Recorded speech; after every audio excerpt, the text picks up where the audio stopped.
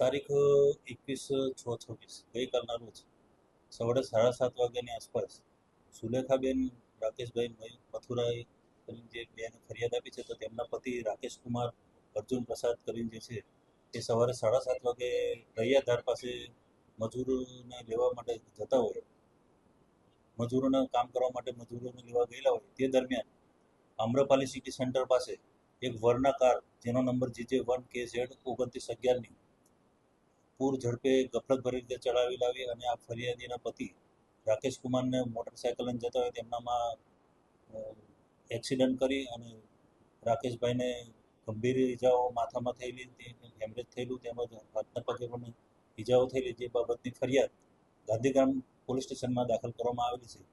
આ ગુનાના કામે તપાસ કરતા જે વરના ગાડીનો ચાલક છે એ હાલ સગીર હોવાનું બહાર આવેલ છે, જે કાયદાના સંઘર્ષમાં આવેલ કિશોર છે.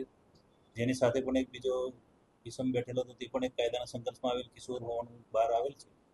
અને આ મુજબ BNS કલમ 281, 125A, 125B મુજબ તેમજ M1 મુજબ ગુનો દાખલ કરી આગળની તપાસ તજવીજ હાથ ધરેલી છે. ગાડી હાલ જે ચાલક જે ગાડી ચલાવી રહ્યો હતો, જે કાયદાના સંઘર્ષમાં આવેલો કિશોર, એની સાથે પણ એક સગીર વયનો કાયદાના સંઘર્ષમાં આવેલો કિશોર જ છે, જેઓ તેમના મામાએ ગાડી આવેલું હાલ બહાર જાણવા તપાસમાં ખુલેલ છે. અને આગળની તપાસમાં જે પણ ખુલશે અને જેને પણ ગાડી આપી છે તેના વિરુદ્ધ પણ FIR મુજબ કાર્યવાહી કરવામાં આવશે. સર, ગઈકાલે કેવી વાત હતી ફરિયાદ નોંધી ગુનાની ત્યાં સુધી કે જે કાર ચાલક સગીર છે તેના પિતા વિરુદ્ધ પણ મુદ્દાસ તો પોલીસ ઉપર કઈ દબાણ નથી કે પિતા ઉપર ના, પિતા એ તપાસમાં હાલ તપાસ ચાલી રહી છે. તપાસમાં એવું પણ થોડું ખુલવા પામેલ છે કે એના પિતાને જાણ પણ નથી, અને જો એના પિતાને જાણ હશે તો એના પિતા વિરુદ્ધ પણ કાર્યવાહી કરવામાં આવશે.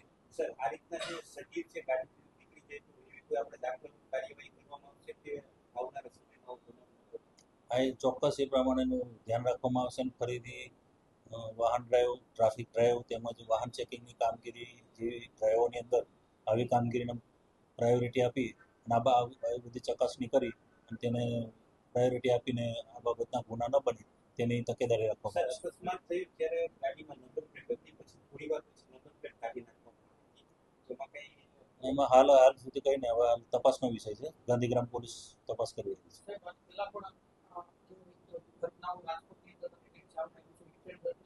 વારંવાર મહિનામાં 2-3 એવી ઘટનાઓ સામે આવે છે. આમાં કોઈ દાખલારૂપ જેમ કે અવારનવાર આ પ્રકારની જે સામાન્ય માણસ હોય છે તેમના જીવ રાજકોટ શહેર પોલીસ તરફથી પૂરો પ્રયત્ન રહે છે કે આવા અકસ્માતો નિવારી શકાય. આવા અકસ્માતોમાં જે બેફામ રીતે ચાલતા લોકોના છે એ લોકો વિરુદ્ધ કાર્યવાહી પણ કરવામાં આવે છે. છાસવારે ટ્રાફિક ડ્રાઈવ આપવામાં આવે છે, છાસવારે વાહન ચેકિંગ પણ કરવામાં આવે છે. ઘણા ઇસમો વિરુદ્ધ કાર્યવાહી કરવામાં આવે છે, તે લોકોને મેમો પણ આપવામાં આવે છે, તેઓ વિરુદ્ધ ગુના પણ દાખલ કરવામાં આવે છે. તેમ છતાં પણ આવા કોઈક સગીર વયના બાળકો પોતે પોતાના ઘરેથી વાહન લઈને નીકળી જતા હોય છે, તો તેઓ વિરુદ્ધ વધુમાં વધુ કાર્યવાહી કરવા માટે રાજકોટ પોલીસ સજ્જ છે.